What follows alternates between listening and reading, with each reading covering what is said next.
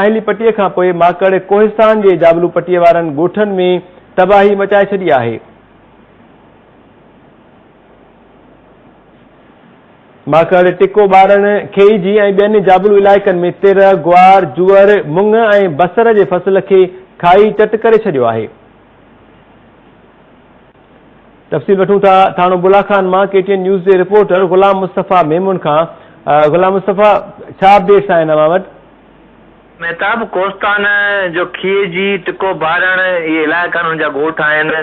हाजी सिद्दीक सैताणी, गुलाम हुसैन गबोल, हाजी रहम अली गबोल, इन जे आसपास मुख़्तलिफ़ ॻोठनि में हिकु दफ़ो ॿीहर जेका आहे सो माकड़ जा वॾा कटक पहुची विया आहिनि। ऐं हिन भेरे जेको आबादगारनि फसल पोखियो हुयो बरसाति ते मुङ, तिर, ग्वार, जुअर ऐं उनखां अलावा जेको बसर जेको फसल आहे उहो हाणे हुननि पोखियो आहे त हुननि खे खाई जेको चट करे छॾियो आहे।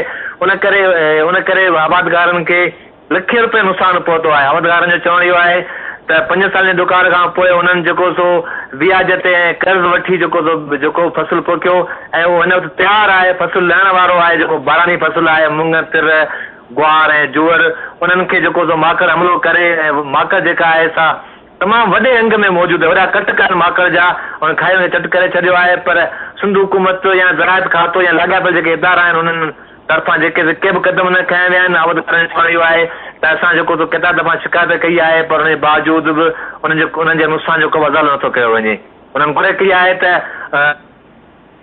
खयां वञनि उन्हनि खे माकड़ खे ख़तमु करण जे लाइ। जी महताब, महिरबानी अव्हां जी ग़ुलाम मुस्तफ़ा मेमून।